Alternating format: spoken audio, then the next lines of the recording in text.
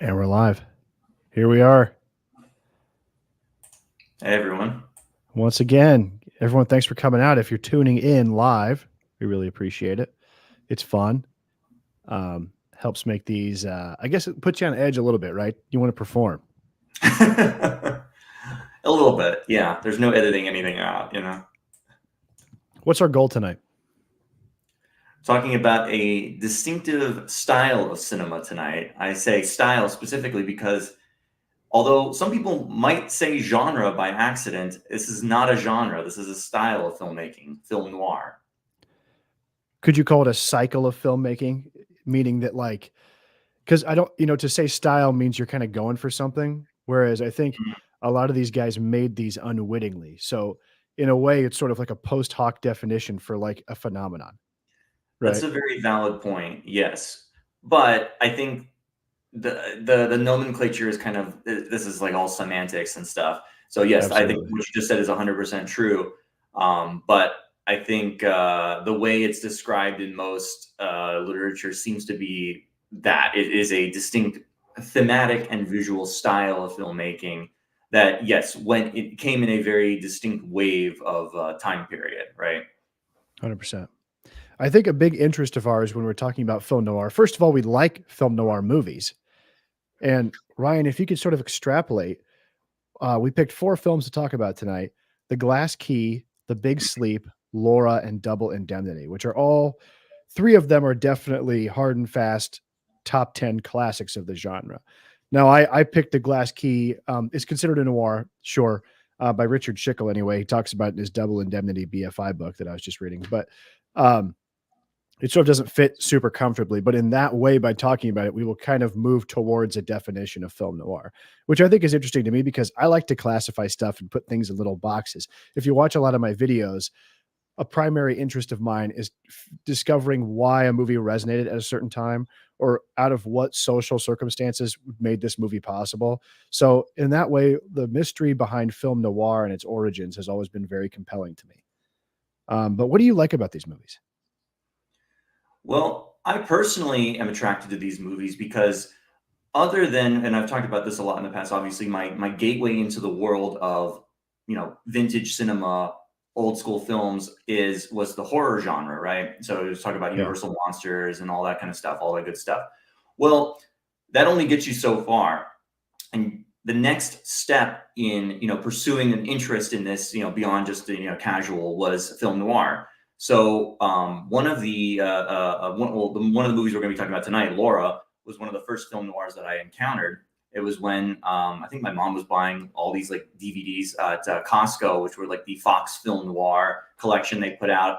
Probably what is this, like late 2000s, mid to late 2000s, and they were just cranking out every catalog title they had, and you could get them pretty cheap at Costco. And the first one I popped in was Laura, and I was hooked. I mean, this is like I hesitate to call it like a perennial noir because in so many ways it is a noir, and in so many ways it is not. So Yeah. it's kind of fascinating in that regard. It's hailed as a exemplary film noir, but yet you can make the case that it's not at all. So in that regard, I have a personal connection to that film that served as a gateway drug to all these other movies. So Yeah, it's sort of a famously irascible genre. It's kind of like that, I know it when I see it defense, right? There's sort mhm. of a feeling to it where you get the idea that you're watching a film noir, right? But yeah, I think to come up with a particular definition of it is difficult, because we were talking last night about how they get pretty liberal with the definition. I mean, I've seen you talked about how you saw Casablanca was characterized as a noir because I guess it takes place at night and there's light coming through, window shades. Um, but it's definitely not a film noir movie because I think for a film noir, well, I mean, go off, No, Tim. no, no, no. You please give me Oh, yeah, I your mean, I've heard yours. Notorious talked about as a film noir. It just, but you can't get to the stage where everything that's black and white that has an element of crime in it is somehow a film noir. Like, that can't be the case, No, right? not at all. And as I was telling you in one of the books, even it's a pretty hardcore book. This the Tashin book on film noir. Yeah. They include movies like Vertigo and Psycho as film noirs, and I think that's just absolutely crazy to do that. Yeah, I agree because it's moved out of I think film noir definitely exists within a specific time and place. Like, people put sort of arbitrary dates on it, like, well, it started in 1940, and it ended in 55, or it started in 45 and ended in 55, right? But I do think that it is definitely the it's like the product of a seminal time, right? And I think by the time you get to the 60s, it's over. Or, You know, yeah. and I guess if I had to think about it, there are certain I wouldn't say there's one holistic idea behind film noir, like, oh, if there's an element of fatalism, that's film noir. No, because I mean that's in Vertigo, right? Mhm. But I think that if we were to jump into our discussion of the glass key, I think we can touch on some of this stuff. Would you mind if Yeah. we just jumped right in? 1 second though, I would say, and Yeah, I go think it's ahead. a great point though, is that the glass key serves as a good example of a transitional film. I think in order to really understand the noir concept, you have to understand what came before. And so, as you look at 1930s movies, what was a very popular trend at the time, especially Warner Brothers was the pinnacles, the pinnacle studio for this was the gangster film, right?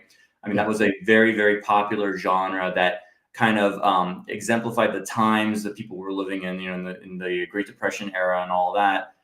You had movies like The Public Enemy and Little Caesar, where criminals were, kind of vaulted as heroes to a certain extent, but you always knew that they were bad.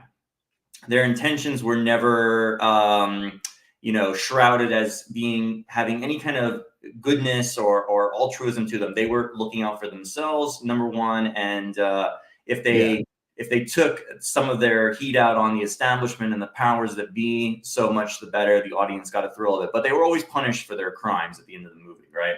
Right, correct.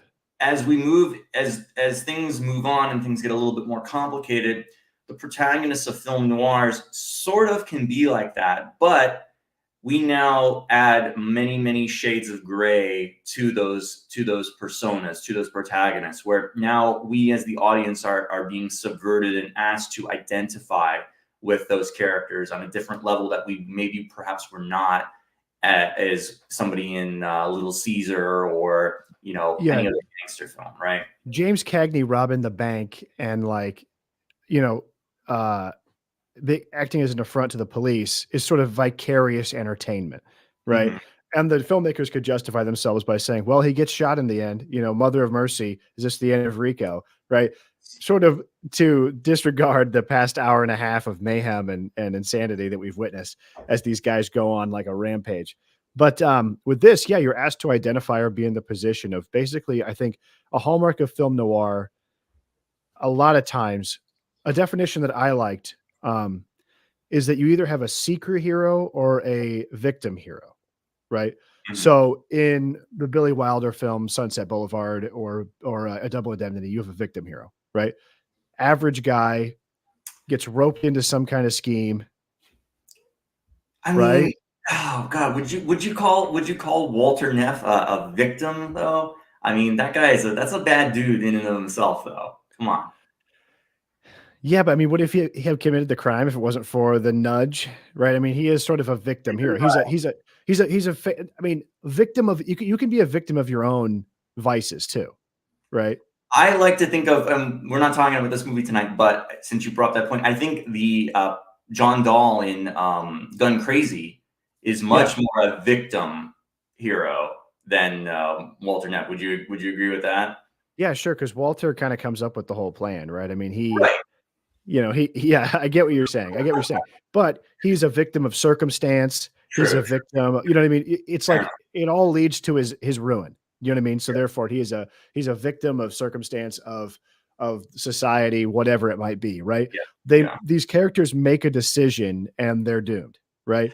I like They that better. I like that better is that he is a victim of society and certain. He's been pigeonholed into this world of. And now we're getting too much into the movie, but he's been pigeonholed into this world of the insurance business, right? Where he sees all the horrible things that people do to each other, and how the insurance companies then also screw over the individuals too. And Yeah. he wants to subvert that, right? Sure, sure. Um let's get into the Glass Key because I think talking about Okay. gangster movies is really important to Okay. set the stage here because we could just keep going like this forever. But I Okay. think by talking about some of these movies, we'll excavate some more information. So I'm going to pull up this really rad PowerPoint. Sebastian Urbano says, Cine Crisis, back at it. Yes, sir, we're back. Thanks for tuning in. Appreciate it. This is The Glass Key. It was directed by some guy who went on to do a lot of TV shows, right? To be fair, I thought about the exact same thing, but then I realized I've seen multiple movies that this guy has directed. This guy's name is Stuart Heisler, and they're not anything great, but he did make the Paramount monster horror movie, The Monster and the Girl, which is about I think it was, if I recall correctly, it's about a criminal who gets his brain transplanted into a giant ape. So Yes. look out for that one. And what was the other one? Oh, Living His Tokyo Truth. Joe. Tokyo Joe with Oh, Humphrey Bogart. yeah, he did Tokyo Joe, which is good with Humphrey Bogart. Very good, very underrated. Yeah, that's a very cool movie. I mean, you could sort of classify that more as a noir than The Glass Key, almost to a certain extent. Yeah, because I didn't think there's that much. There's not. It's not a romantic movie, if you get what I'm saying, right? It's not as sentimental as like a Casablanca, though it has a very similar character, which is sort of a Western transplant to a foreign country where he can kind of get along with the locals and knows the scene, right? Yeah, Yes. Tokyo Joe's cool. Been a while since I've seen it, but I remember really liking it. Go ahead. Oh no, but back to The Glass Key. You picked this movie, so I'll let you go first. Yeah, I did pick this movie because I remember watching it and I really enjoyed it and thought it was awesome. And I loved Alan Ladd and I loved his rapport with Brian Donlevy.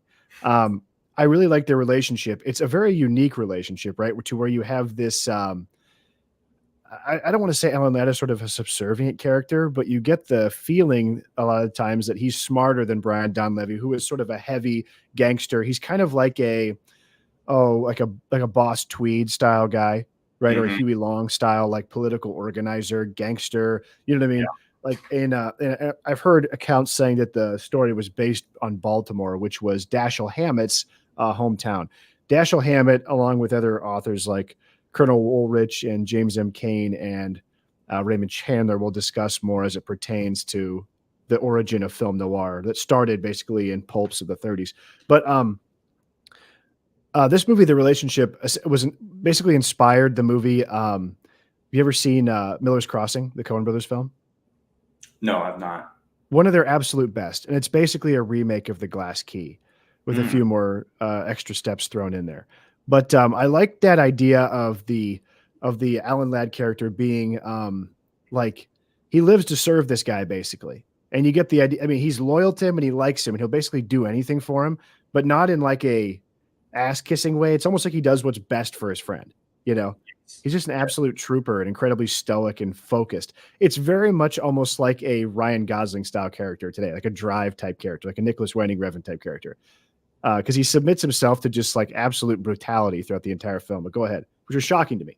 And there's a comment that says, I was surprised to see Cine Crisis gave it a low rating. I gave it, I guess, a 2.5 when I first watched it. Oh I watched it a second time and I liked it a little bit more, but I like this movie, but I don't love it.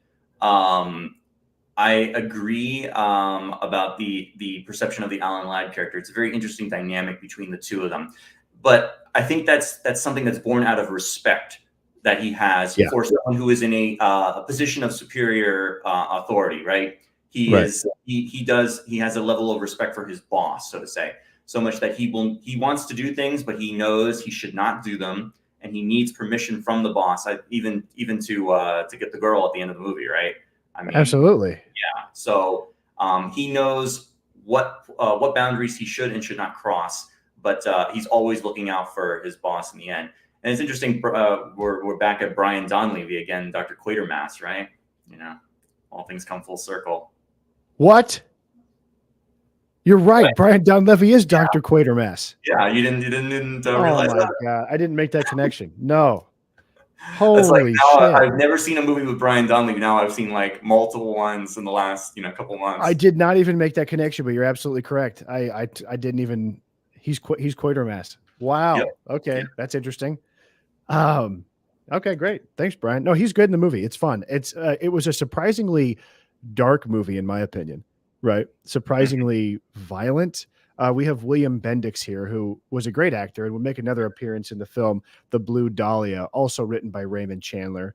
Um, as he's a returning veteran who has a metal plate in his head, which causes him to like have momentary amnesia and like lose control, which is really fascinating. But he is like a very maniacal, tenacious thug in this film who basically just beats up Alan Ladd like brutally. And I was shocked at the application of like the makeup for Alan Ladd's face after Mhm. they got done beating him senseless for like 2 days. There's a sequence in the film in which Alan Ladd allows himself to be captured in order to get information and sow seeds of discord in the rival camp of gangsters that are trying to undermine his boss. And they just beat him senseless, Yes, which is very much. was kind of shocking to me when I first saw it. And how often is it that you would see the ramifications of that, where the character actually ends up in the hospital afterwards, and that's Right. a significant part of the story afterwards. And also too the sequence in which the publisher of the newspaper is convinced to kill himself because Alan Ladd Oh, shacks up with his wife like right in front of him. that's the scene where he really asserts himself as the true alpha male of the movie, right? I mean, He's a sigma male for sure. he's the way we described him at first, you would almost seem to imply that he's like a beta, right? To Brian Not at Donley's all. character, but he's Yeah. not at all. In fact, he's the alpha, but he knows his place, right? It's almost like it's because there's a respect, there's a respect and admiration for each other that they have. He knows Uh, he'll be better as a number two. yes, yes, and that's a good point. That's a really really good point too. Is that some people are destined to be in charge and to lead, and some people are really good as that right hand man. They know they don't have the aspiration or the know how to be on top. So why bother, right? Or just the gravitas to just, supplicate yourself to the public like Brian Yes. Donlevy has to do. Right. That's not Alan Ladd's game. He's a chief of staff guy. Part of the He's a reason that killer. part of the reason that I did give the movie a lower rating the first time I watched it is some of the motivations of the characters are a little off and kind of sketchy, right? I mean, the whole motivation of Brian Donlevy's character throughout the movie is that he's infatuated with Veronica Lake, right? Just Yeah. from one time meeting her where she slaps him in the face, and now he changes his entire life to appease her, to suck up to her family, to get her father elected to the whatever county commission or whatever it is. And Yeah. it seemed a little flimsy to me just on that. And then the second thing was okay, now I lost it, but I'll come back to it. But that was one of them. I've Was not like read the book, but I'm sure it's a very complicated plot, right? Like it kind of whisks you around really fast, and all of a sudden you're with this wealthy to do family, and they have a sort of ne'er-do-well son who gambles, and then there's a sister character that's involved with her, and then he's murdered, and Don Levy becomes sort of like he's very he becomes a suspect. blasé about the guy being killed, but like he didn't do it. So it's just like it's sort of like you're right. There's sort of weird motivations going on, and There's a lot of like I wouldn't want to say incestuous relationships, but like kind of Don Levy has a sister, and the sister is romantically involved with Veronica Lake's brother, who's the murder victim. yeah, So Don Levy is implicated as a suspect in the murder because he didn't like him, and it becomes all this, circular connections between the people. So it gets a little much, and as I said, some of the motivations are kind of like didn't really buy into it, and Oh, I was going to say, you mentioned William Bendix, who I'm also a very big fan of. If you look yeah, up most things about The Glass Key, you're going to find his performance as one of the standout, parts of the movie, which I agree with. It's a yeah. pretty remarkable performance for what otherwise is pretty bland. Sorry, no offense, but like, also a big fan of him in Lifeboat. I think we've talked about Lifeboat briefly. Yeah, yeah, I yeah, the remember Hitchcock you like film. not a big fan of Lifeboat for some, or am I No, confused? it's good. I like it. It's fine. He Yeah, plays the one of the passengers who's like of German extraction, and the German captain is like baiting him into your allegiance to which country and all that. So it's kind of and he throws himself overboard. Uh, like kind of like he can't take, or no, I think the German captain throws him overboard, right? And says like he threw himself or something like that. Yeah, he was Yeah. always a very volatile presence on screen, Yes. right? Trying to think of what other films he's been in. He's been in a lot. He was in a lot of noirs as a heavy. The Yeah. Big Steal with Robert Mitchum. Um, and yeah, Trembling Code says I'd simp for Veronica Lake. Probably I can't blame him. Yes, Veronica Lake, gorgeous. Starred in a lot of film noirs. Probably her most famous film, Sullivan's Travels, maybe with Joe McCrea. Mhm. You Yep. say her biggest movie, and then she starred in 4 films with Alan Ladd, including This Gun for Hire, which is really good. And But personally, do you think besides her obvious attractiveness, she's pretty dull and stiff, and she doesn't have much I charisma would on screen. I would agree with you. She has kind of this cute pouty voice, and obviously her signature hairstyle, but nothing like Bacall, right? There's no smoldering energy there. You know what I mean? There's Or no Jane Tyranny, or even if you wanted to compare her to someone like Marilyn Monroe, for instance, who no.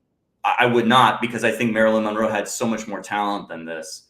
You know, you're talking about someone who's known for their, you know, just they became a star because of their look, their attitude, all this. Yes. Lake was kind of more like a flash in the pan, for my money. That might Yeah, be. and I think that, unfortunately with Veronica Lake, she sort of died penniless, if I'm not wrong. I think she ended up having to become a cocktail She, waitress in like yeah, the she died 60s. in '73 at age 50, so not a very Yeah. long life. No, it's terrible. And we'll get to another actress that also had a very tragic life when we talk about Jean Tyranny. That's also another one that's Right. pretty sad story to her life.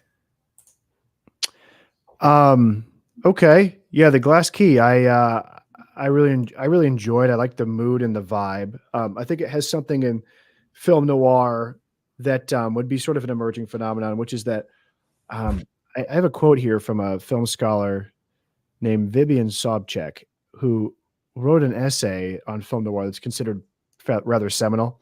And in this, she sort of tries to dismantle the idea that film noir was a product of um, post-war malaise or whatever kind of thing they try to make up, right? I think I read a quote to you from Eddie Muller, obviously the famous, TCM Noir Alley host, where Yep. he had said something to the effect of, Got the I book got here. it underlined here in this great book called Pulp Fiction, From Pulp Fiction to Film Noir, which examines, yeah, and you have Eddie Muller's book there I got too, the Eddie Muller which, book here.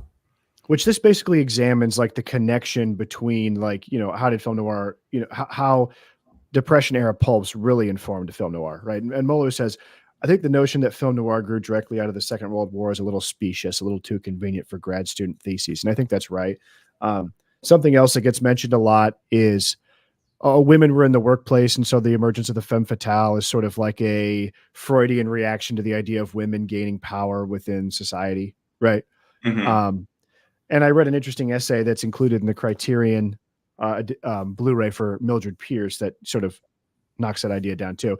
But Sobchak makes the case that she thinks film noir is sort of born of a time after World War II where there was a housing crisis, right? Too many people. There was a lot of movement into the city, and you see the emergence of a lot of non-familial spaces in the city.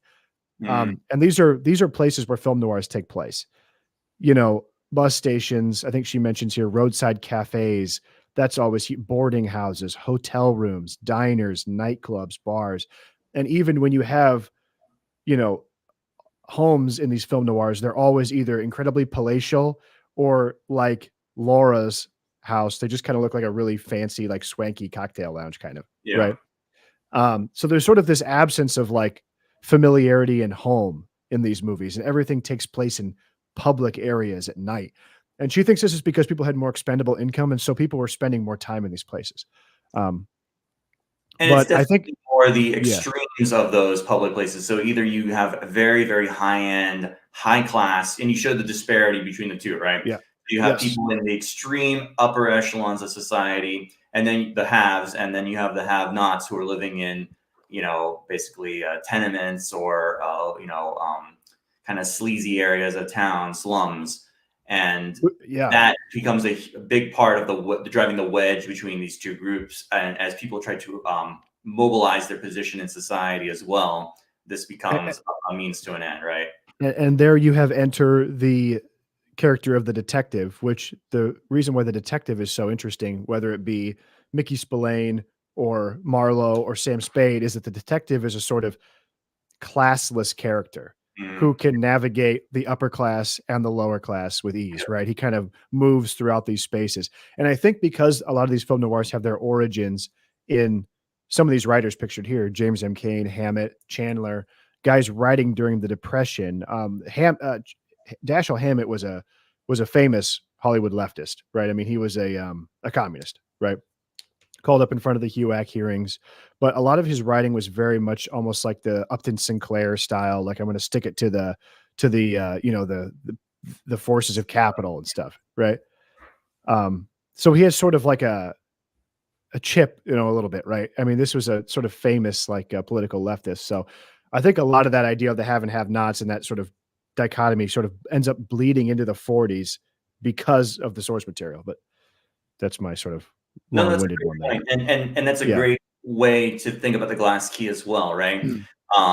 It's kind of ironic what the entire plot of the movie is before we get into the murder and all that, is that you have this very shady character, right? Brian Donlevy plays basically an organized crime boss to a certain extent, right?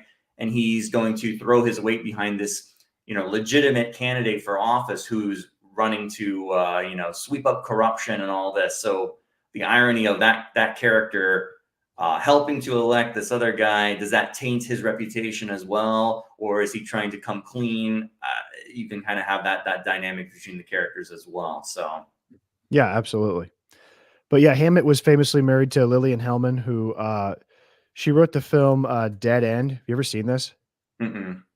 1937. It's a William Wilder movie, and it's got Joel McCrea and Humphrey Bogart. It's shot basically, it was adapted from a play that she wrote. It's set on the docks in New York City. It's tremendous. It's a great movie, but Okay. very much a sort of social commentary movie about, you know what I'm saying? So these stories sort of emerged from here. And I was reading in this book that I picked up at a bookstore called The Censorship Papers. It's from like the 80s. Sort Mhm. of like this is sort of an out of date book. You wouldn't make this now because you can look this stuff up basically, right? But I know that uh, Columbia and MGM wanted to adapt Double Indemnity and The Postman Always Rings Twice, the James M. Cain novels, when they were published in the 30s, but the Breen office just wouldn't allow them to do it. And Chandler, because his story was, or Cain, because his story was so popular, and it supposedly increased the circulation of Liberty magazine, where it was first published, by almost 8 million people, was expecting 50,000, but they told him we can only give you 15 because there's a likelihood that we buy this. And then Breen shuts us down and says no. Right. So a lot of these were put on hold until after the war to be made. But anything else? I was gonna say, since we like, how would we classify this movie in the style? So I think more thematically it fits in. Stylistically, it's a little lacking and bland. Would you say? Our friend, Mr. Director, Mr. Heisler, is not Mr. exactly an auteur here, but I think No. thematically it fits into the style rather well as a prototypical noir. No. Yeah, I think it does. And I think it does for, first of all, Trembling Colors says, speaking of locations, I love that old warehouse or whatever where it was where the thugs were holding and beating up Alan Ladd. Yeah, like that's a great film noir location. That Yes. shitty bar apartment above, right? Mhm. Um, yeah, it doesn't have necessarily the themes of film noir, but I think it maybe does in the fact that Veronica Lake is the I was gonna say, would you consider her to be a femme fatale at all? I personally would not. She's no, she's not entirely truthful, but you could see the seeds, right? she's very iffy. She's more good than bad by any means in the movie.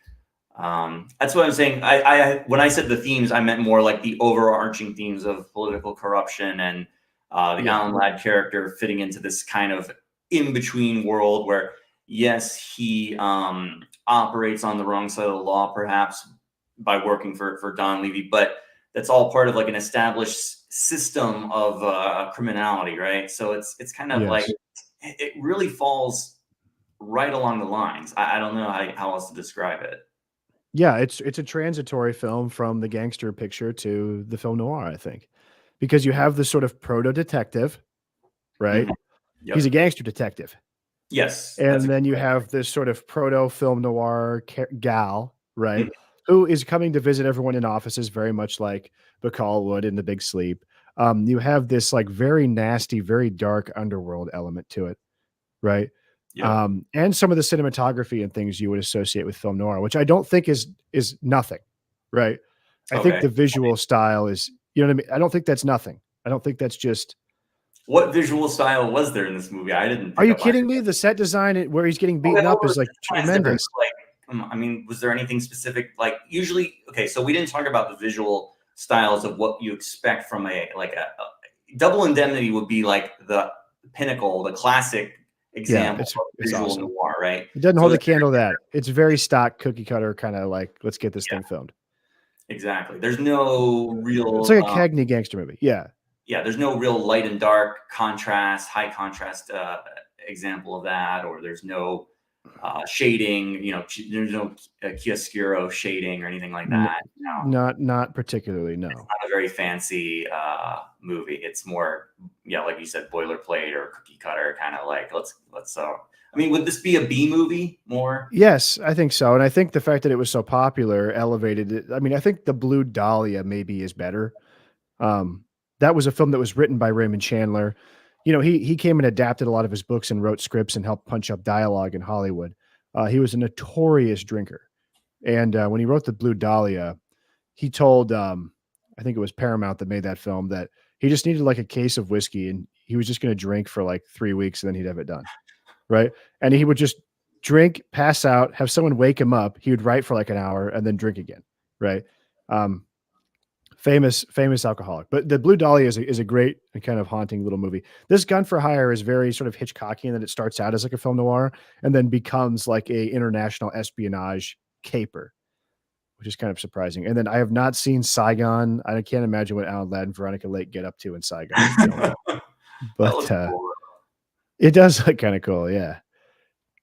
But, yeah, Okay. sorry if I, misled you here, but I think it was if you there's a few takeaways. Watch, William Wyler's Dead End, written by Lillian Hellman, Dashiell Hammett's wife, and, then watch the Coen Brothers Miller's Crossing, which is, in my opinion, one of their top 5 movies.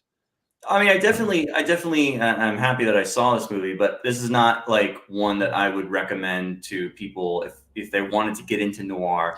I wouldn't no. say watch The Glass Key first. I would say this is after you've seen a lot of the other big ones which we're going to talk about. I think those would be ones to recommend off the bat. Yeah, I think you're right. So let's move on. Oh, okay, we were talking about the depression and the sort of origin here of film noir and Black Mask magazine, and then we will move Oh, into Laura. You go ahead and explain Laura, Ryan. yes. So Laura is a murder mystery film. It stars Gene Tierney and Dana Andrews. Gene Tierney plays the titular character Laura, who is the murder victim. So the movie begins that this character has been found murdered in her apartment, and we meet Dana Andrews as McPherson, a police detective who is investigating said murder. And he encounters a wide variety of colorful characters who are all suspects in this murder. And as we go along, Dana Andrews' character may realize that he is falling in love with the dead murder victim as he puts together the pieces of her life. So there's an unexpected twist which occurs midway through the movie. Spoiler for a movie that came out, what, like 70 years ago or 80 Don't years ago? say that. Like, oh, spoiler! It was you haven't seen it yet. I mean, dude, I can't So, watch the entire 100-year back catalog of the history of cinema. But go ahead. so Laura was not actually the murder victim. So someone else was murdered Had her in face her blown off place. with a shotgun. Yes. So understandably, they actually do realize this at a certain point in the movie, but as the first like 48 hours, they don't realize that. And Laura had gone away into hiding or something like that, and she Just to get emerges. away. in the just to country. get away from the hustle and bustle. She's being kind of pressured on all ends from these different male suitors that she has to get married and hook up with her. So we have one of them is Vincent Price, who's basically, I guess you could call him like a gigolo. He's definitely someone who's Oh, after her for all the wrong reasons, right? He's after her for status in society. He's after her for money and all that. And he's constantly playing around with other women. And then we have the other male suitor is Clifton Webb as Waldo Lydecker, probably one of the most colorful characters in film noir history, right? It's kind of an older man, somewhat effeminate to a certain extent, very both of vile. her suitors are rather effeminate. I thought Vincent Price Yes. was supposed to be gay because when they're originally interviewing him, I think he says something to the effect of like, "I'm not a usual man" or something. I was like, "What?" See, You know? I didn't pick up on that, but I thought the exact same thing of Clifton Webb's character. That was Yeah, he his. seems like kind of an old gay guy. Yeah. Very, very vile, biting, sinister kind of character. One that would hold a grudge for 100 years and would Mhm. get back at you. And that is the basic setup and premise of this. So, like we were saying at the beginning, is this or is this not a noir? And you can make the case either way because it is, in that stylistically it has a lot of the elements that we look for, but Laura is certainly not a femme fatale in any way, shape, or form. She's the victim. Yeah, she's kind of a little shady here and there, but she lies to the police, for instance, and things like that, but there's not anything horribly wrong with her. And the No, detective character. Oh, go ahead. have you ever heard of this derisive term, that's been used online, the manic pixie dream girl? No. You ever heard this? What's that?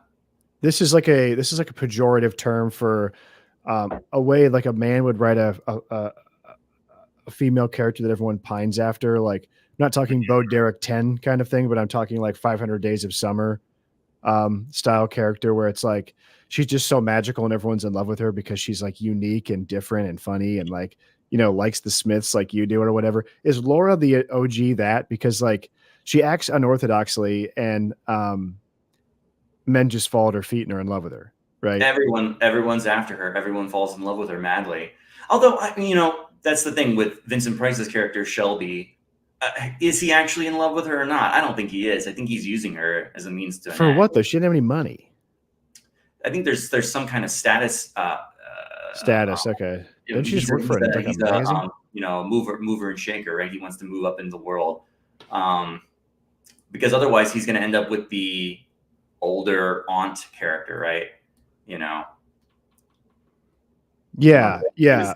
playing around with her too. Here comes trembling colors with my back. Ramona Flowers from Scott Pilgrim is the ultimate example of Oh, that yes. trope. And this whole manic pixie dream girl thing, that's not a phrase that I would ever want to be seen using, but like I know it's out there and exists, and it does describe sort of a certain phenomenon. But yeah, Laura seems like the proto of that. I also thought that maybe she reminded me a little bit of like Laura Palmer from like Twin Peaks too. You know what I mean? Yeah, I think that's a good comparison as well. Potentially an homage there. Um, for me though, Ryan, I have to tell you, I found this movie to be really boring.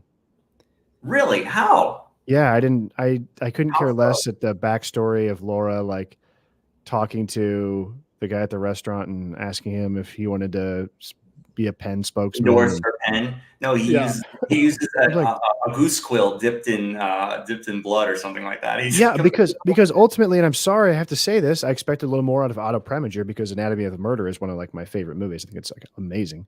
Um, I didn't find that there were any real like layers to this thing. I mean, like we have all these extensive flashbacks of her life, but you're watching them and I'm waiting for like clues to be illuminated about, why she was killed or maybe who did it, right? And you really don't get that. You just get the story of everyone's relationship with her. But had the screenwriters decided that they wanted Vincent Price to be the murderer, it would have worked too, right? I think You get what I'm it's saying? no, I don't. I disagree. I think if you watch it, I mean, if you watch it more and more, multiple times, you'll see the clues are being set up to incriminate Waldo. I think more and more. Okay. Well, I he's mean, obviously there's those little bits where he's like, "Well, I'm taking my clock back," right? Okay, yeah, fine. he does it very subtly, but it's also in his nature and his personality, right? So as you get to know the Vincent Price character, you seem that for all this high talk, and yes, he's a very suspicious character based on his actions. He's constantly covering up where he is and where he was, but it's a red herring, right? So the Waldo character is inherently just a bad person, right? He's always gotten what he wants, and the reason he kills her is basically, if I can't have you, no one else will, right? Right. That's the entire motivation. He's so I don't even think he's really in love with her at a certain point. None of these guys are. I think they think they want her, but if they can't have her, Waldo will kill her so that someone else Right. can. Um, I thought the interpersonal dynamics between the characters were fascinating to watch. I think Gene Tierney has a real strong screen presence. The chemistry with the other characters is really, really powerful. Dana Andrews is also one of my favorite actors. I really, really enjoy him, anything he's in. Um, as a noir lead, though, again, I was getting back to the point is he's pretty much a straight arrow kind of detective, is he not? Right? He's not doing anything below the level. Like he's No, pretty straight. I admired his sort of like driven nature and like his frankness, but yeah, there's really not a lot to him really. I He's was waiting for maybe more, but you had mentioned that you thought he started to fall in love with the dead woman. I don't. Okay. No, of course he does. That's the whole twist of the movie, right? As he further explores the life of this character, he falls under her spell too, right? He becomes the third victim of Laura, right? If Clifton Webb and Vincent Price both were, infatuated and taken under by her, he becomes even so, without ever having met her, right? He just sees the Right. portrait, he finds out about her life, and then when he does meet her, I mean, did you not see like the sigh of the gleeful look in his face when he asked her, "Did you decide? Are you going to marry Vincent Price or not?" And she tells him no, and gives this like very faint smile, and it's like he's very excited, because now his chances are up. I get that. I just didn't. I didn't. I get that why you would like Laura. She's very attractive. Gene Tierney is very attractive. But I didn't. I didn't find there to be any sort of like. I mean, I don't. I don't get what everyone saw in her that was so amazing that they fell in love with her painting. You know what I mean? Like it. I don't. I don't. You know. She's a Um. she's kind of She's like just like nice. she's not high society, but she's cutting it close, right? Is this the house of a dame or a doll? That's what Clifton Webb called. Yeah. He goes, Yeah. "Oh, good looking." I think he says something like, "Oh, good looking dame." He goes, "Do you ever know any? Is this the house of a dame? Have you ever known any girls that aren't dames or dolls?" You have that dynamic between the different types, the different men that are all suiting after her, and how do they classify this woman? How do they all have different perceptions of her, do they not? Like they all think of her in different ways, yet they're all madly in love with her. I just think it's kind of interesting. No, I didn't. I About it. didn't. I didn't. I didn't hate it. I just was a little underwhelmed by it. I was expecting. I mean, her coming back and being alive was interesting, but I was thinking, "Oh boy, what happened?" Right? Is she in on this too? This is a bigger conspiracy. But then she's just like, "Oh, I was just gone. What happened?" Right? I was like, Basically, yeah, a friend was staying in her apartment. Well, no, actually, that's not true. Um, having an Vincent affair Price, with." Vincent Yeah. Price, and this other girl were in her apartment, you know, doing who knows what, right? And Hmm. Waldo comes to the door to confront Laura because he knows that she's not going to be with him. And under the cover of darkness, he shoots and kills the woman who he thinks is Laura. Yes. Yes. Which is plausible, and I didn't think it was a total cheat because then they say, "Hey, we did the lab test. It's not Laura, right?" And he goes, "Yeah, I know. She's right here." Right? Yeah, yeah. Um, Cool as ever, but right? but Super then, slick. she goes off and he's like, "Don't leave the house." And then, like, she goes with, Vincent Price, Yeah. and I'm thinking, "Oh, is Laura like a murderer? Were they trying" you know what I mean? What's going on here? And that no, it's just no. See, this is like the Glass Key in reverse for us, you know. Yeah, yeah. I just thought there'd be a little more going on here because I've heard about this movie ad infinitum that's so good or whatever. But and I thought it was okay. Um, and now tell me the story of Gene Tierney. Oh man, what a sad life. If you do you have the DVD or Blu-ray for this, or I do had you? not know. Oh, okay. Because if you do, there's a excellent biography, a featurette on there, both of her and of Vincent Price, which are worth watching. Um, so Gene Tierney became, a big star, but was very much under the control of her parents, her father, right? Father actually stole a lot of the money that she earned during a time where he was controlling her income and her funds. So there's that. Yeah. But as she got older, later in life, she developed severe mental illness, depression, I believe bipolar disorder, and actually was committed for a time and underwent electric shock treatment. So had No. a very, very, very troubled personal life. I believe she married multiple times. She did live a pretty decent long life though. She lived to age 70, died in 1991, but just seemed like not a happy life, and it's sad for someone that starred in a lot of great movies and contributed a lot to film. Just there's not all happiness behind the scenes, right? That's very sad. I I suppose that her sad story, I think maybe in retrospect adds a little more gravitas to the idea of Laura, where this is obviously the ultimate testament to her as an actress and as a screen presence. Hmm. So there can be a little more there. As far as is this a noir? Yeah, yeah, it is. I mean, it's like had she been killed at the end, I think it would have been more so. It would have been like slam dunk, yes, like perfect, right? A Or sort of if, like ironic you twist of said, fate. or if, like you said, she had been implicated in the murder, that would have been Yeah. a. But this is leading more to a happy feeling. This is a happy noir, right? This is like a So was the last romantic. one. This is more of a romantic noir, though. I mean, this is much more uplifting in the spirit of what it's going for the happy ending. Yeah, Well, no, I I get guess it. the I Glass get Key it. did And have a I happy ending. The Glass Key sort of had a happy ending, but Oh, I'd say the Glass Key is totally happy. It's like, "All yeah, right, kids, you're gonna get together." Okay. not with that Like rock, you're not. yeah, yeah, yeah, yeah. Give me back my Uh, ring. yeah, yeah, Trembling Colors here, Veronica Lake had a very similar sad life, and I was thinking also too about, Gail Russell. Um, Gail Russell, she was in The Uninvited with Ray Milland. Did she also She was a have s a similar tragic yeah, life?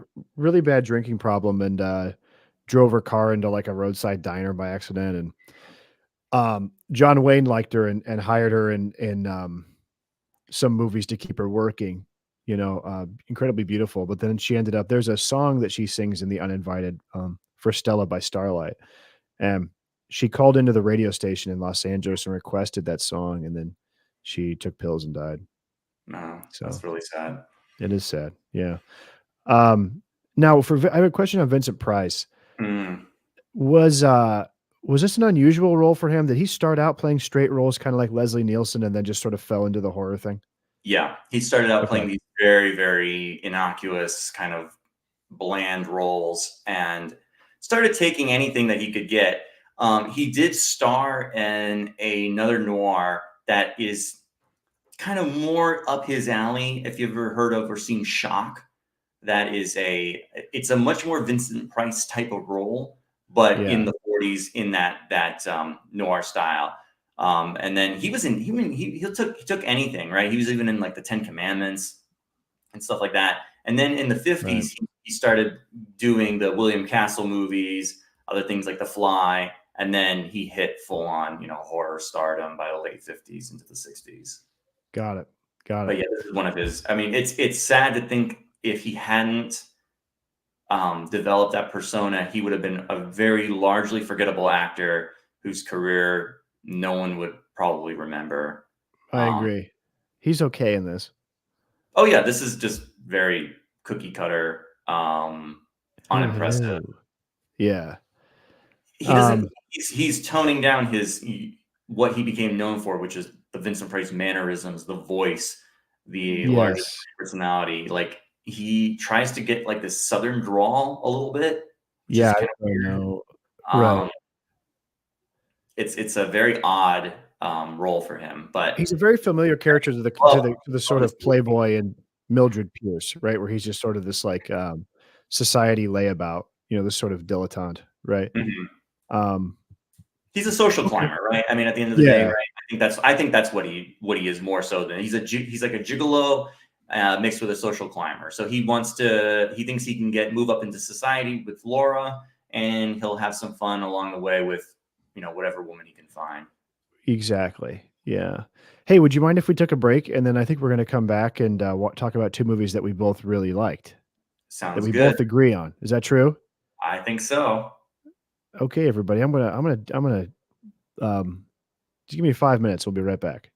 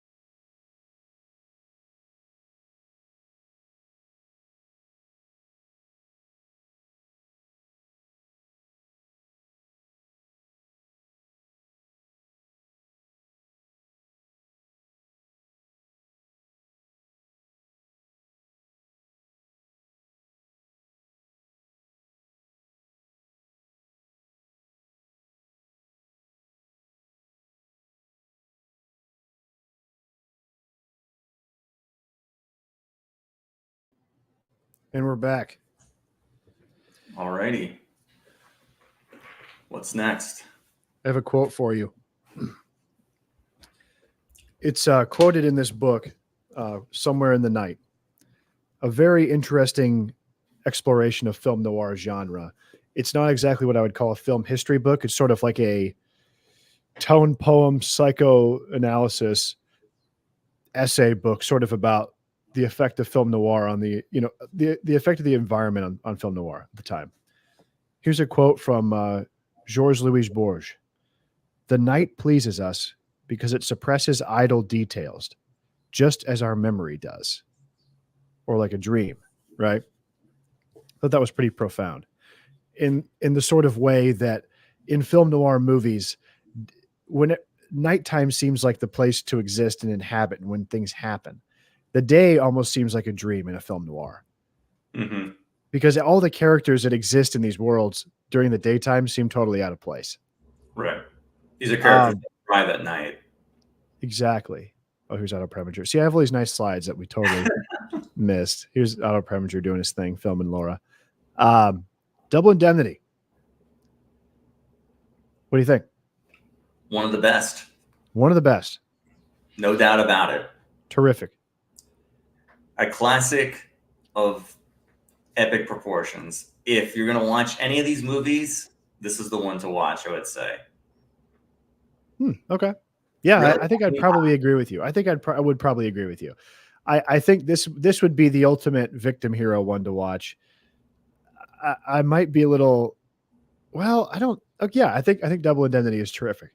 I think this one checks all the boxes that you want from one of these movies. Yes. It is consistently the best across all the different criteria of regular, movies that you would expect. I mean, all these other movies you can find fault more with story or character motivations or visual style and all that. I mean, certainly The Big Sleep, the plot is beyond convoluted. I mean, it doesn't detract from the movie per se, no. But if you're gonna analyze the movie on a strict criteria grounds, this Double Indemnity holds up on story, characters, visuals, style, music. Everything is just top notch. So if you haven't seen any of these movies, I would say start with this one because I think you'll be impressed. It's really terrific, and I was lucky enough recently to see it about 2 weeks ago at my local art house theater. They were doing a noir retrospective, and I got to go see it, and it was just terrific. I mean, it just works like crazy. The dialogue is just whip smart. Thanks to Raymond Chandler here, who you can see in this New Yorker cartoon article working with Billy Wilder, the famous and terrific director, right? But this movie is it's so, I'm trying to think of a good word, menacing, vile. Just all the people in it are so, they're so sleazy. They are. Yeah, but it's terrific. I mean, it's an absolutely terrific movie. They're vicious. They're killers. They're vicious, and they make no bones about it. What's really interesting is, I was going to say the motivations behind the characters are fascinating. And I think you don't maybe see it the first time is that you think Fred McMurray as Walter Neff, he's into Barbara Stanwyck. Obviously, there's a sexual connection there, right? Absolutely. But at a certain level, is there? I don't even think there is at a certain point. I think at a certain point, have you ever considered his motivation being from working inside the insurance business? He wants to commit the perfect crime. Do you not see that also as another motivation? Yeah. I do think he likes her, though, and is not as rotten as she is. No, not at all. I think if he can have her, he's more than happy to have her, but he's also happy to cut her loose too. Well, especially when he realizes she's sort of treacherous, right? But this movie, I couldn't believe it. I was sitting on the edge of my seat during the moment in which they staged the murder. So if you guys haven't seen the movie, Double Indemnity is about Fred McMurray, who's an insurance man. His boss is an incredibly scrupulous and he's very in depth. Like, what would you say?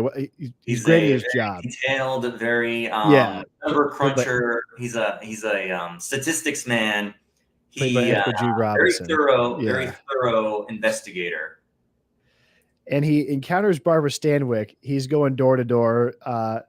He's trying to re-up the insurance policy of her husband, who's some sort of oil man who's recently struck out on his own, and his business is not going as well as it used to. And he's not the nicest, I guess, according to her. She beats it. He yells at her, or ignores her, and just she's sort of a kept woman, right? But According we to don't her, know that. We we don't don't know. know that. We don't know that. You want to believe it at the time, right? Because you're like Fred. So they concoct a scheme to basically have him take out an insurance policy without him knowing it. And then they're going to plan his murder by using the occasion of his college reunion to throw him off the back of a train, right? Mm-hmm. Now, he hurt himself in the oil fields and he has a cast, which sort of helps. It seems to help their story more because it's more likely that he would trip and fall. And so Fred McMurray, they hit him over the head and throw him on the railroad tracks and kill him. And then Fred McMurray disguises himself as the husband with a cast and leaps off in front of a witness, right? Or he disappears after the witness is sent to get his cigarettes, right? And it all seems like it's going to work out. It's a pretty cut and dried case, but Keyes, Edward G. Robinson, says, why didn't he file a claim when he broke his leg? Yes. He must not have known there was an insurance policy on him. And it all starts to unravel. And the element of the story that I forgot about was that after they complete the murder, how they start to turn on one another, how they can't talk to each other, because if they do, there's a line Keyes says where he goes, you're drawn to each other after this murder. Like they're stuck straight down the line. They're stuck together on this thing. Right. Mm-hmm. And they start to turn on each other and squabble and bicker and get torn apart and ultimately betray each other. And it leads to their doom. It's terrific. What's really great here is the dialogue. That's one 100%. Of the key features of this movie, which makes it a absolute highlight. Is not only is the dialogue all done in this very like staccato, sharp delivery for everyone, it also has highly sexualized innuendo, and everything is not a double entendre, but like a thinly veiled, of a thinly veiled sexual nature. For instance, when they first meet. Oh, let's see if we can do this. There's a speed limit in this town, Mr. Neff. Oh, yeah. There's a speed limit. He goes, how fast was I going? I'd say about 35 miles an hour. Try about 90. Yeah. Suppose I give you a ticket. Suppose I take that ticket and rip it up. Yeah. I don't remember the rest. Yeah. And then it's suppose like, you get down my suppose I cry on your shoulder. Oh, suppose you cry on my husband's shoulder. Oh, that tears it. Yeah. It's just great. And it's all Raymond Chandler. I mean, Kane obviously was a master at these kind of steel trap plots, right? This is basically, I mean, if you were to read Double Indemnity and The Postman Always Rings Twice, they're both great books, very short, like 110 pages each. They're sort of both variations of the same story. Mm-hmm. Postman was very popular, so he did it again, basically as Double Indemnity. They both involve insurance fraud. They both involve a sort of a husband that the wife wants out of the picture, so she ensnares a sort of a traveling ne'er-do-well into her scheme. And it's but Chandler was there to punch up the dialogue. I mean, that was all him. I mean, if you're impressed by the dialogue in The Big Sleep, it's all there verbatim in his book. Verbatim. Yeah, The Big Sleep's another one with great dialogue. I don't think it matches quite what's here, because this is much more sexy. This is much more hard-boiled. The Bogart Bacall stuff it's much more romantic, and the way they play off each other, it's of a different kind. This is like very raw and kind of dangerous. I know, but everything Marlowe says is so great. Suppose I make your business my business. You wouldn't like it. The pay's too low, right? But that's so much more just like flirtatious, when this is like very, very heavy. Like this is like totally. Yeah. This is like more hardcore. Like they're gonna get it on, It's a very sexy movie. Yeah. Yeah. Barbara Stanwyck is absolutely phenomenal here. I love her. I love pretty much anything she's in, but she's at her finest here. She is one of the, I mean, if not the greatest, one of the greatest femme fatales in film noir. I mean, would you not Yeah, agree with absolutely, absolutely. Especially with the revelations about her her past? possibly killing the wife as her Yes. nurse, right? And how she was going to frame, Walter Neff, right? I Mm, mean, and all right, and basically kill the daughter too, right? yeah, yeah. She Um, was trying to rile up the daughter's boyfriend to murder her and get her out of the picture too. a true Spider Woman. Yeah. Interesting choice for Fred McMurray, who was Yes, not really a dramatic actor by any means, more of a comedic, lighthearted guy. And of course, went on to My Three Sons. right. But I really enjoy seeing actors like that choose roles like this, to Yeah, see I them agree. out of their element, doing something that is totally out of character. I know they always fear that it's going to ruin their career or typecast them or something like that, but I think it adds to their range. I always enjoy seeing comedy actors do dramatic roles. Same. It's fascinating to a certain extent. You know, like He, Robin he's Williams terrific. when he did dramatic roles, it's always brilliant. I mean, Adam Sandler. Yeah, yeah, same, yeah, absolutely. yeah. Um, Yeah, no, oh, I oh, mean, go but ahead. I just think of so many great scenes. The scene where she comes up to his apartment, but Keys is there and she hides behind the door and that little Oh yeah, tug on the knob to let him know that she's there. Like, that makes your heart race. I mean, come on, that is oh, like, when the camera pans over to Barbara Stanwyck, when Fred McMurray is in the back seat, and we don't see him killing the husband, but we hear it, and we yep. just move over to her face, and she kind of has this look of like ecstasy, like just blank ecstasy, like, yeah, and you're just like, whoa, are they gonna make it? She's talking to the porter on the train. He's hiding with his hat with the crutches. It's phenomenal. It's phenomenal. What else was I gonna say? Visually, this movie also throws in all the flares for what you typically think of film noir, right? Very, very high, sharp contrast, light and Yes. dark. The Venetian blinds motif is there on full display. Yes. Um, Or just and- when he walks into her house for the first time and into the living room, and there's almost like this like smoky, there's like this smog in there, Mhm. this like Yeah, dust, there's something in the air. like, Yeah, it's not quite still. Yeah, but it's like a house that is just built to be seen and viewed and is not really a home. You know what I mean? It's got all these like ornate trappings and trinkets, but it's like a haunted house. It's like a ghost house, right? yeah. But I think also when we get back to Walter Neff as a character, he's not a good person at all. I mean, No. he not only does he go along with this, he basically comes up with most of the idea for it. Yeah. Does he not? She nudges him into submission, but he comes up with all the details. She uses him, and he's also using her to a certain extent. Um, but it seems very transactional. It seems, we want to use each other. That's what I'm saying. That I don't think the romance or it's more like a lustful relationship. They can 100%. use each Yeah. other. They'll have they'll have relations, but they're not going to be together for very long, even if they go through with the whole thing, right? Yeah. You It's know. gonna flame out. Yeah. Yes, exactly. And I think he's more interested in gaming the system to a certain extent as well. In that way, he's kind of like the reverse Keys. He wants to Yes, see if he can game the system rather than fight the people trying to game it, right? I think so. He sees how people are screwed out all the time. Keys finds a loophole in every situation and every policy to deny payments to people that submit claims. Sometimes they're fraudulent, and that's fine, but it seems like he sees the insurance company in industry just screwing over people right and left. So, hey, I know how the system works from the inside. I can bypass all of this and get the money. And you know what? Not only are we going to get the money, we're going to use this very, very obscure loophole in the system for a double indemnity clause that never happens. It's designed to not ever give you any money, right? Because it's Right. so ridiculous that how would this ever happen? But we entice people to buy planes because of this, and we'll work it out perfectly. And Keyes sees that a little bit, but you know, it's only because of the cast. That's the only thing that he didn't think through. His And of little course, man.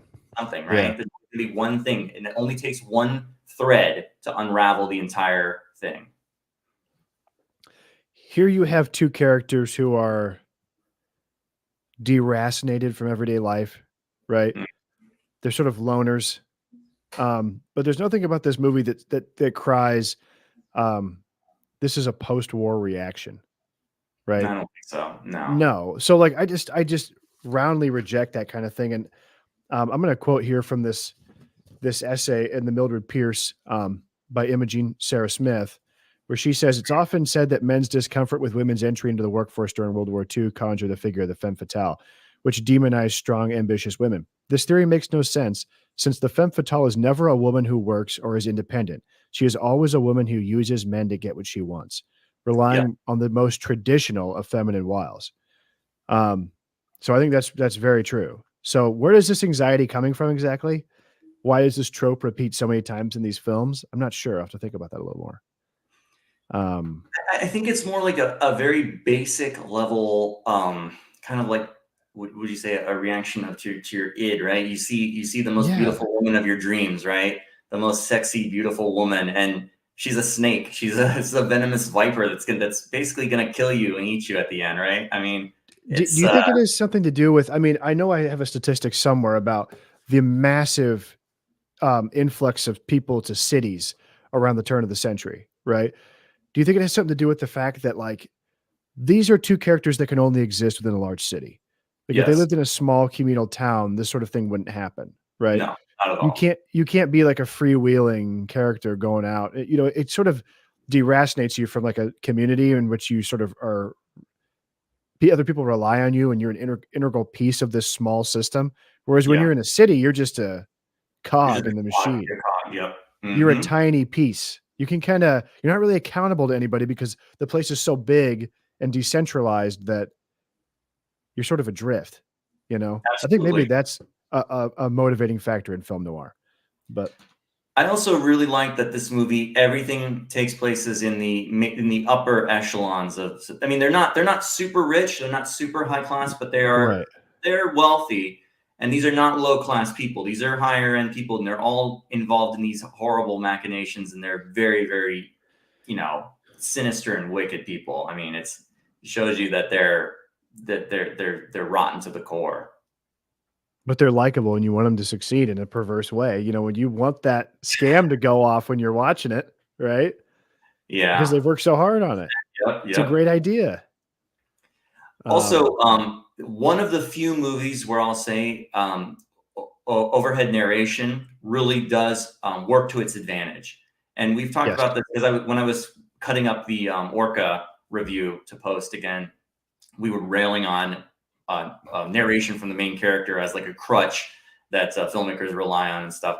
But I think for this movie, it really actually benefits it a lot because you really get 100%. into the head of this character, and also the story is being told in flashback. So we start with him, kind of limping into the insurance office to record his story and his confession. And so now we're immediately hooked into this world because something bad has happened. He's confessing. How is it all gonna end up? And we also get a sense of who he is, where did he come from, and where is he now by him speaking. He has a cadence to his speech. It's not that it's filling in some extraneous amount of background. You know what I mean? Yeah, keys. You got me the rights. Right? I mean, but you know, that I like that idea too because that framing device is in a lot of film noir movies, right? Hmm. It's in a movie called DOA in which a character is poisoned and has to solve the, mystery of his own murder before he dies, right? Hmm. And it starts out with him in the police station saying, "Here's what happened to me," right? And it's sort of like this fatalistic idea that like doom is a foregone conclusion, right? It's almost like a warning to somebody else, like don't make the mistakes I did, right? And Yes. then it's over. And I think everyone knows they shot a scene in which Fred McMurray was supposed to go to the gas chamber, which was a little much. I think Oh, we I didn't know that. I didn't know that actually. Oh yeah, yeah. It's I think it's available somewhere, but I know there were still photos of it where they were going to make sure that he was justly punished good and hard, and there was going to be a scene of him in the gas chamber. I think the movie ends perfectly where Keyes is constantly needing Fred McMurray, Robinson to needs Fred McMurray to light his cigarette for him, and at the end he lights it for Fred McMurray. I Yeah. mean, he chastises him and he says, "Yeah, you fucked up," but in the end, we're still sort of have a sort of paternal relationship, right? Yes, that was a Um, very touching moment. Yeah. it's great, and it would have been ended. Now, I think we're going to talk about next. We talk about Big Sleep. There are a lot of deleted scenes from that film that I think are good, but Yeah. Oh, just the last thing. I yeah, love that moment at the end because it's yeah, you did all these horrible things, but you don't just you don't throw everything out with that person. Yeah, you can condemn them, you can say yes, you can help turn them in, you can do all these things, but at the end of the day, they're still someone that you did care about. So, you know, if you can provide just that one comforting moment, it shows he has more humanity in him than Fred McMurray had throughout the entire movie, you know? and there's kind of that code. I mean, we're not going to talk about the Maltese Falcon, but if you remember that movie, I Sam just watched Spade it is. recently again too, Oh, you yeah. did. He's trying to Mhm. solve the mystery of his murdered partner, right? Yep. And what does he Does say? he If your really partner's care? murdered, you ought to do something about it, even though he didn't really Yes. like the guy, right? He barely cares. I think he's more yeah, he feels an obligation to him to solve his murder and also to clear himself, I think, because And he's also to ruin implicated. his own shot at happiness out of principle, right? Mhm. So that's like there's this idea too of like this sort of code, right? Yes. Yes. Um, which reappears. Double Indemnity is terrific. It's a great movie. I mean, and then also watch Sunset Boulevard, the other Billy Wilder Oh, noir yeah. film, which is terrific. But this movie is just really fun. There's never a dull moment. The narration's terrific. It's incredibly well written. Um, I so would say watch this one, definitely I always think, like, if you're gonna open the dictionary and they had film noir, I would put a picture of Double Indemnity next to it. That's my personal I think statement. you're probably right. I don't know if it's my favorite. When we talk about Lady from Shanghai, that's one that I have a. Ooh, that's a really good one. I like that more just for all of Orson Welles' like I experimenting, which doesn't always work, right? I read But in one article the Irish brogue, described as insufferable in that movie, which I would disagree. I Yeah, disagree entirely, but, like, it was an interesting choice, which that'll be for the next it time. was an interesting choice. Orson Welles. I'm trying to do So, my word Irish I accent. guess I just a quick would you consider Citizen Kane a noir? No, I would not either, but it's all over these books too. Since we were talking about Orson Welles there for a second, I just find it fascinating what is and was what is no. not considered by some people. It's like an epic biopic of a. I mean, like, why would that Yeah, be a film a noir? Because it's like political, no. political drama to a certain extent, or a tragic life story. Yeah, And like I promise everybody, we will come up with our own film journal and Cinecrisis definition of film noir here by the end of this. We're gonna work through this. This is sort of like a thing, right? yeah, Oh, hey, Kino Corner. Thanks for stopping in, man. He sees I see Stanwyck on screen. Yes, and we were just talking about Double Indemnity, but I think we're ready to move on to the yeah. Big Sleep, are we? Big Sleep. Let's go. Uh, another great movie. Liked it Hmm. more this time than when I first saw it, which I think was in college, and I thought it was boring because I didn't know what was happening. But doesn't Wow, matter. I wow. love this movie. I watched it twice, and I read the book Oh, nice. Okay.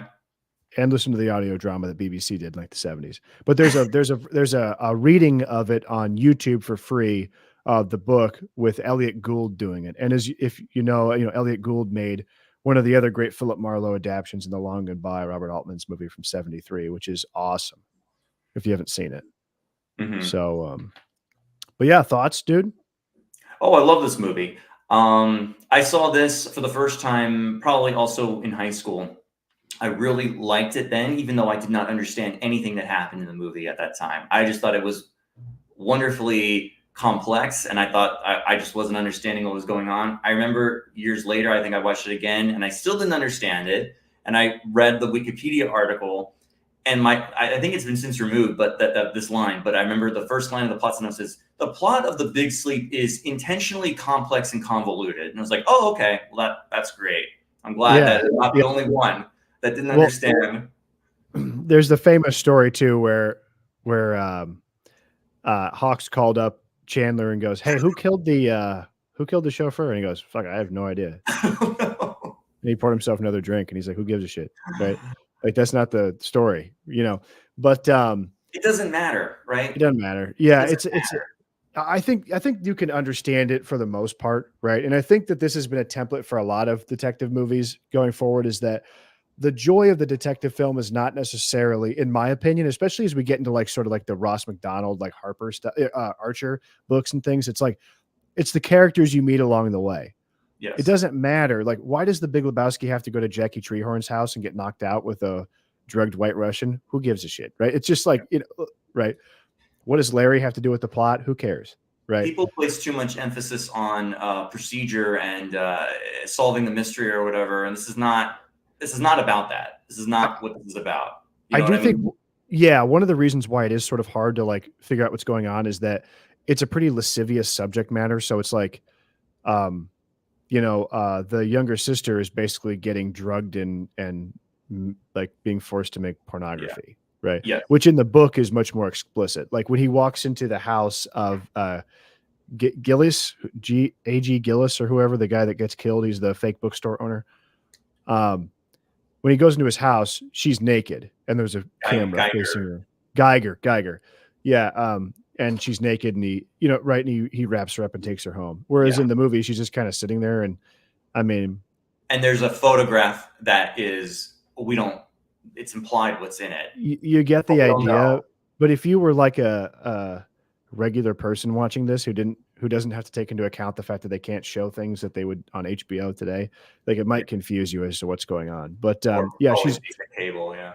she's tied up in basically she's like in a drug and pornography sort of racket, right? Yes. Uh, So I okay. guess let's go more Cobra macro. So Malibu said it's not about the destination. It was about the bookstore thoughts we banged along the way, which is true. There is a surprising amount of almost Matt Helm style attractive women served up for oh my Marlowe throughout God, the film. yes. The librarian is hot and The, into the, him. The bookstore gal, the cab driver. I mean, this is almost sort of a proto James Bond kind of thing. yeah, the amount of like sexy librarians in this movie is like off the scales, right? I mean, Yeah. Yeah, Kino said my favorite part is when he pretends to be a snob. Yeah, I think snob is oh, when he goes into the bookstore and he right. starts When he's asking asking about for a the Ben-Hur 1960. with like Yeah. a scribble on a certain page or some stupid thing, a ninth edition of Ben-Hur where the thing is blotted out on this page or something like that. Yeah, and Trembling Colors says it's more explicit in the 70s Mitchum one. Yes, which is Mitchum did 2 movies as Marlowe in the 70s. He made one called Farewell My Lovely, which is actually really good. And then he made one called A Big Sleep, a remake, and Jimmy Stewart plays the old man. Oh, nice. It's okay. It's contemporary. Like it's weird because the first one, Farewell My Lovely, they did it period, and then for the sequel they went cheap, filmed it in London, and it was in the 70s. Okay. So it's kind of a weird deal. But go ahead. We've been on a tangent here. No, I was going to say just I think more macro. What's the movie about, right? So Humphrey Right. Bogart plays a private eye named Philip Marlowe, who's hired by a general named Sternwood to help out his family. Specifically, he has 2 daughters. He has a younger daughter named Carmen, who's the one who's being blackmailed by someone. Yeah. And she's being blackmailed because as we find out, she's being roped into this world of pornography. Now he meets the general's other daughter named Vivian, who's played by Lauren Bacall, who also has some shady, problems of her own, which she keeps Gambling secret. problems. Yes, Yeah. she's involved in the world of gambling. She owes a lot of debts. So is she sort of connected to this or not? There's some weird implications. What she covering up is what she's covering up related to her sister, or does that have her own stuff in mind? Owing money all over town, including to known pornographers in the parlance Yes, of our times.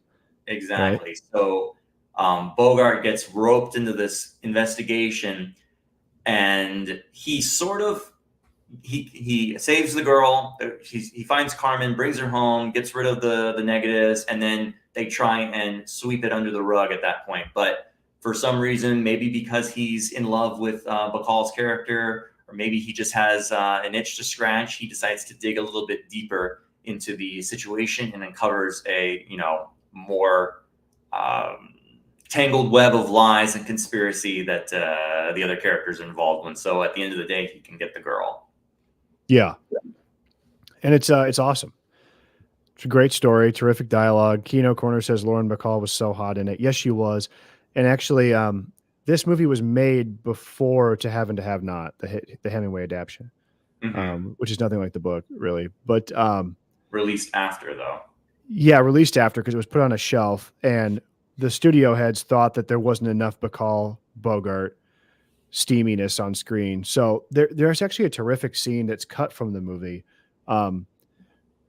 After Bogart originally saves, what's the younger daughter's name? Carmen.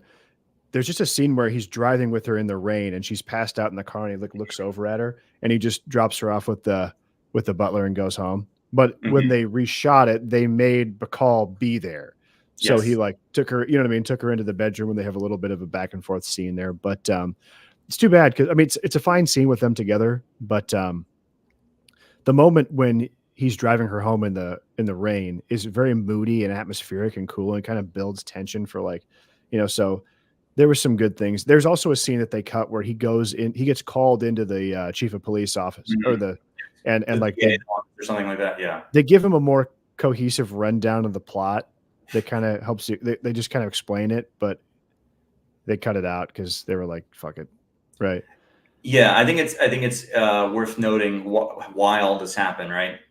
So this movie was shot and completed, but World War II was coming to an end, right? So Warner Brothers wanted to push all of the movies that had a war-related plot to the forefront and get them out before they became irrelevant. So that's why they put this one on the shelf, and they said this'll keep. There's nothing timely in this that we need to release right away. So, and as they were about to do that, somebody else was reviewing the film or something like that, and they said Lauren Bacall's performance they didn't consider it very good in this movie, like initially.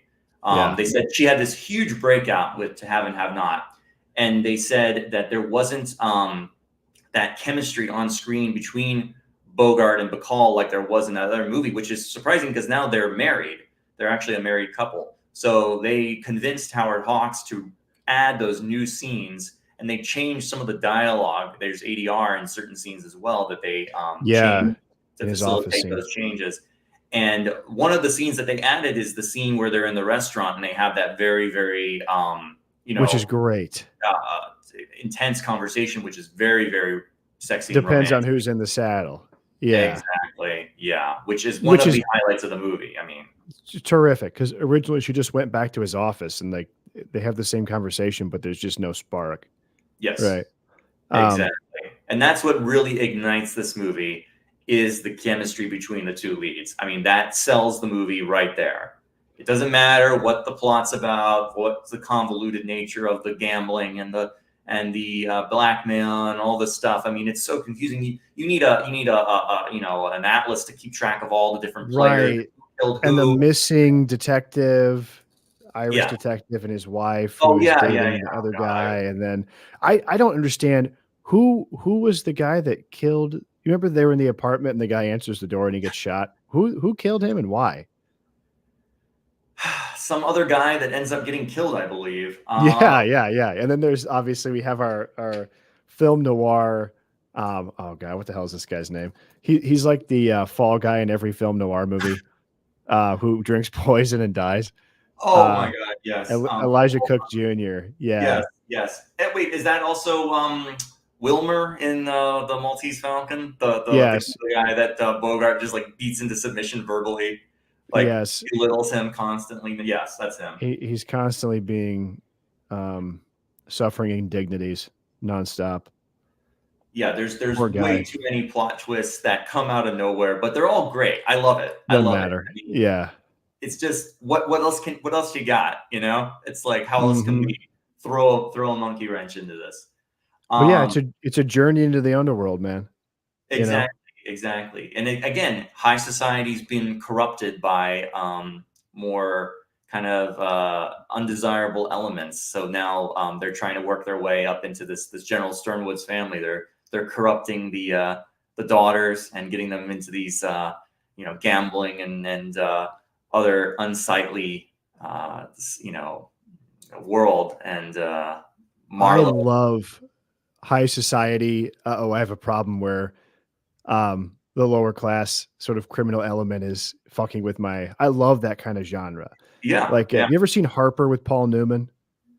No. Okay, very similar. Lauren Bacall is actually the rich lady who hires him to solve the case in that movie, and she's it's terrific. It's based on the Archer novels by Ross McDonald.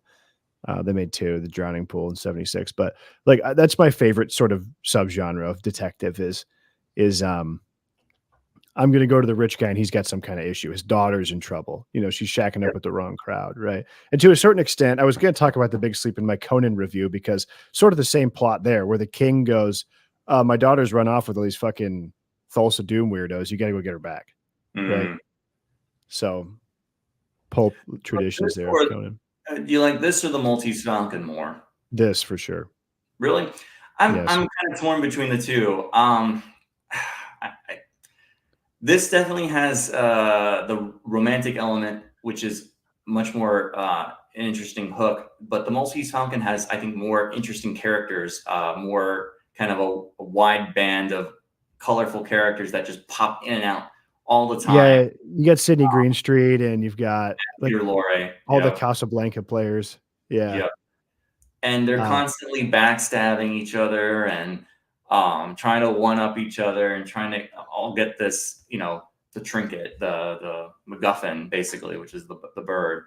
I don't know, the Lauren Bacall stuff. I mean, she's just so much better than Mary Astor, in my opinion, as a yeah. for No, Bogart. for sure. But I think that element of Big Sleep beats it by leaps and bounds. But I think for the other supporting characters, the Maltese Falcon has an edge in that arena. I think maybe I've always, and I'm not an expert by any means, but I've always just kind of liked Chandler more than Hammett. So I really like Raymond Chandler. I've read a lot of the Philip Marlowe books, The High Window, Long Goodbye. They're all really good. But what do you it's think a terrific of the other Bogey and Bacall movies? What do we got? Key Largo, Dark Passage, and Key Largo.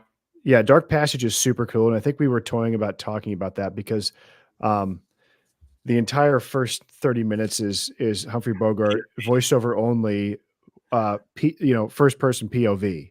Yeah, which we also get in a film in another Marlowe adaptation called The Lady in the Lake, which is shot entirely in first person POV from the 50s as well. But that in Dark Passage it really works, and I love that movie. It's awesome.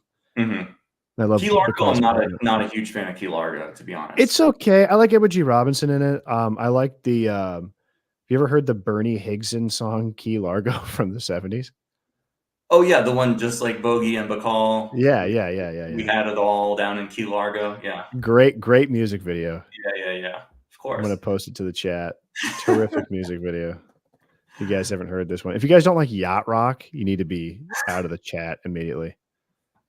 But for sure. But yeah, I think The Big Sleep, it might be a little intimidating for some people new if you're exploring this, because you might feel overwhelmed by the plot. Yeah, you have to realize that the plot is not important. No, I mean it behooves one to pay attention a little bit, but like. Oh, come on. I paid it. I've watched this like 3 or 4 times now, and I still get confused. I still forgot that Sean, what's his name? The Irish guy, Sean Regan was a character. Sean Regan. Movie, Yeah, we never see a picture of him or like have any, right? And everyone keeps going back to Geiger's house all the time, like constantly. Yeah, exactly. To the scene of the Eddie crime. Mars and like, who's Eddie Mars again? It's like, oh, which one is that? Eddie Mars is a top bad guy. He's the top. I know. Then he's got like a secondary guy who was working with the other gal that worked at the bookstore. Yeah. Who's dating the good bookstore and the bad bookstore. And then Agnes, and it's just, there's a lot of stuff going on here. It's good though. That's why I like it. Oh no, it's great. I love it. I absolutely love it. I like it more than To Have and Have Not. I'll say that. Yeah. To Have and Have Not's great, but I mean, this is much. I always think of To Have and Have Not as just Casablanca in the Caribbean. I Yeah, don't know. yeah. I think you're probably right about Is that that. fair to say? Wait, have you ever read the book To Have and Have Not, the Hemingway Mm-mm. book? It's like 150 pages long. It's basically almost like a Old Man of the Sea style story where it's just a guy that's gotten shot and he's trying to drive a boat. And then Oh, I don't know how they turned that into the movie, which has nothing to do with it. But um, Kino says I had all my actors watch The Big Sleep before shooting my short last month. Huh. What were you hoping they would get out of it? Just curious. That one in the trial. Orson Welles is the trial, I'm guessing, which is also good. we didn't mention that William Faulkner helped to co-write Yeah. the screenplay for this, which is interesting in and of itself. One of the great American authors who dabbled in movies for a little bit, but didn't really take off. Right. A lot. Yeah. A lot of them did. Like, obviously we have Chandler. Um, but I know that F. Scott Fitzgerald also dabbled in writing. I think Hemingway did too. You had a Yeah, lot of guys that were trying their hand at Hollywood as the new place to make money. yeah, it just didn't work. Didn't take for some guys, yeah. They couldn't take it. And Howard Hawks, I mean, a very versatile director of many genres, every genre pretty much, right? I mean, Right.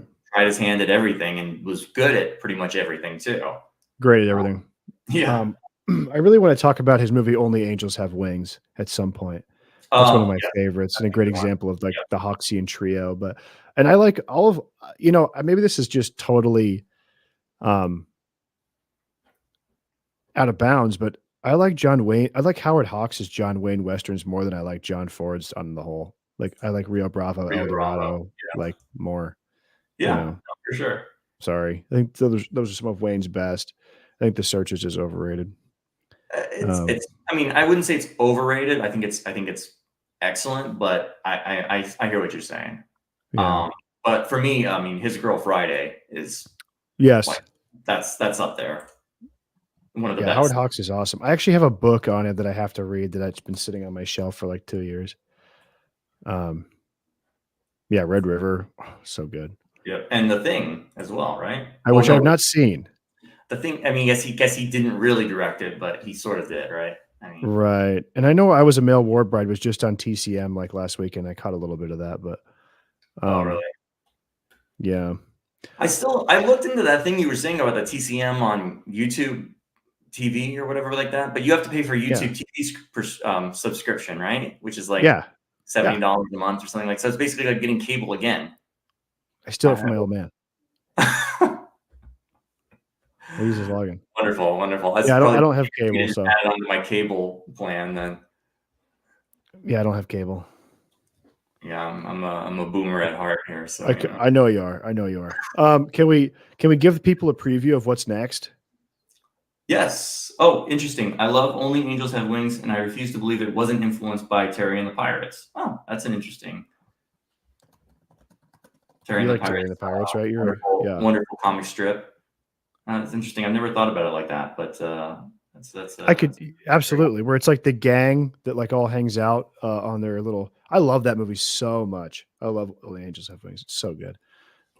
Great sense of place. yes. So Kind of like next, Geiger's House. the Yeah. next like Geiger's House, yeah. The next one. So remind me again what we're doing. I know we're doing Lady from Shanghai, Gun Crazy. Gun Crazy. Oh my god, so good. Mildred Um, Pierce. Mildred Pierce, and one of yours, another one of yours. What was the other one? Oh my god. Oh, Kiss Me Deadly. Kiss Me Deadly. Yeah, yeah, Yeah, yeah, yeah. Kiss Me Deadly. Which is, have Okay. you watched that yet? Yeah, I've not rewatched it. I watched Oh, it okay. a few Okay. months ago, or maybe almost a year ago at this point.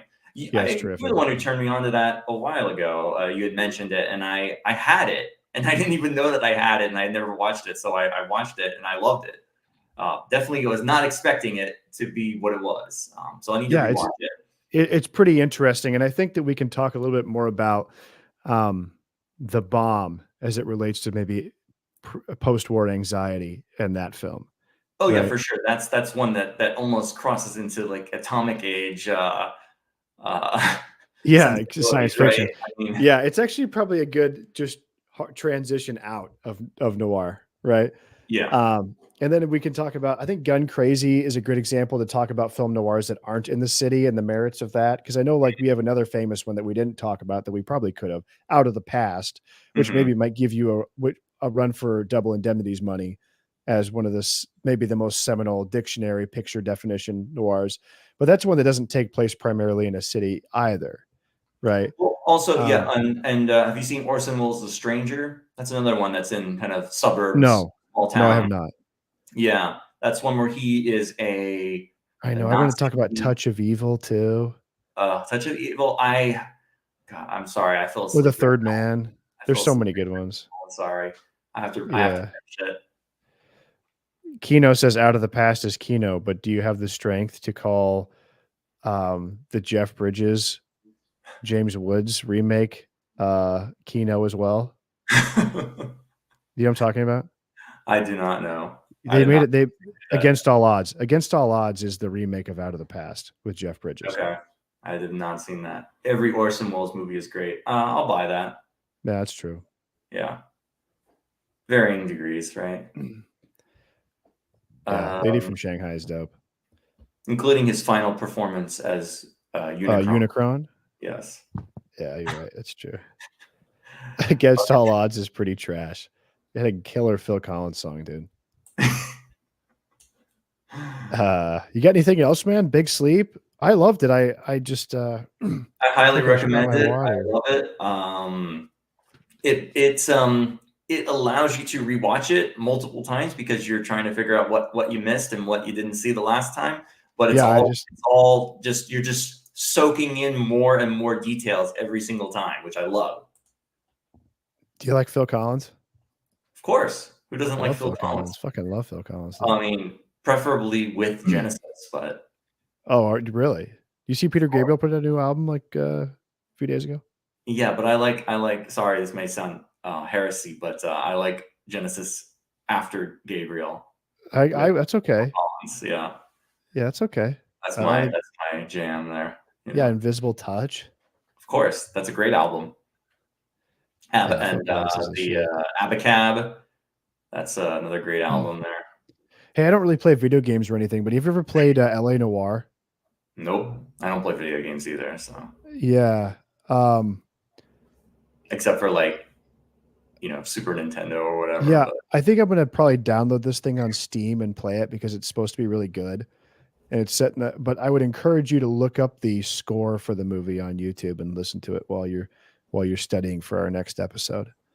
But and then I was going to say, what do you think about modern noirs or the neo noir? What are your thoughts on what are my this? thoughts? Trash. Throw it in the garbage. Fuck it. I'm out. Boom. No. I suppose that's a really big question, dude. Can't drop that on me with like 5 minutes left in the show. Uh Or any do you think it can be as good as it's different. It's different. It's different. But I don't think we have established for our audience here a tangible definition of film noir. So I don't think that I can necessarily Mm, understand what's going on with neo noir until I know exactly what's going on with OG noir, which I don't know yet, and we're still well, trying to work out. so let's each give our own, I guess, criteria or definition. So if I were to do mine, I would say it's a distinctly American style of filmmaking, a style of filmmaking that can cross over into different genres, right? That involves a world where characters blur the lines between good and bad, right? Thematic issues of nihilism, corruption, feelings of entrapment, usually involves a femme fatale, as we previously described, Uh-huh.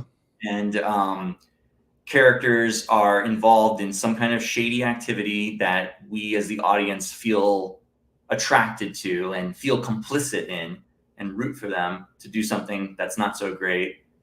And visually, it should include these motifs of darkness and light, highly contrasted with each other. And I think those are like where I would vaguely define the category.